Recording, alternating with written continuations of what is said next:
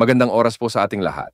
Narito ang latest update sa lagay ng panahon ngayong araw ng linggo, Pebrero 2025 at sa magiging lagay ng panahon sa susunod na 24 na oras. Sa kasalukuyan ay nakakaapekto ang shearline sa silangang bahagi ng ating bansa, samantalang amihan pa rin ang nakakaapekto sa nalalabing bahagi ng Luzon. Dahil nga sa umiiral na shearline, asahan ang maulap na kalangitan na may kalat-kalat na mga pag-ulan at ilang mga pagkidlat-pagkulog sa buong Bicol Region, Calabarzon, Mimaropa at Aurora.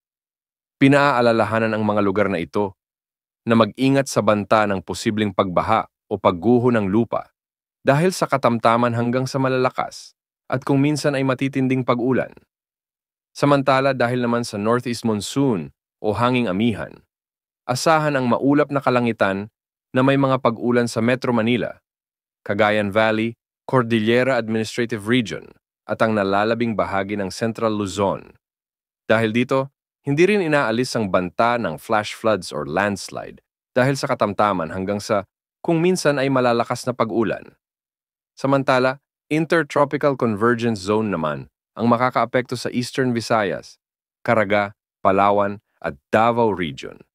Kaya asahan ang maulap na kalangitan na may kalat-kalat na pag-ulan at pagkidlat-pagkulog sa mga lugar dito. Samantala, asahan naman ang bahagyang maulap hanggang sa maulap na papawirin na may pulu-pulong mahihinang pag-ulan sa nalalabing bahagi ng Luzon dahil pa rin sa amihan o northeast monsoon.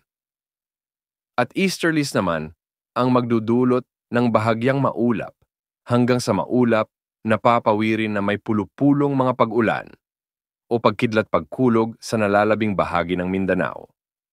Samantala, patuloy na may nakataas namang gale warning sa northern and western seaboards ng northern Luzon, particular sa Batanes, ang northern coast ng Cagayan, kasama na ang Babuyan Islands, Ilocos Norte at Ilocos Sur.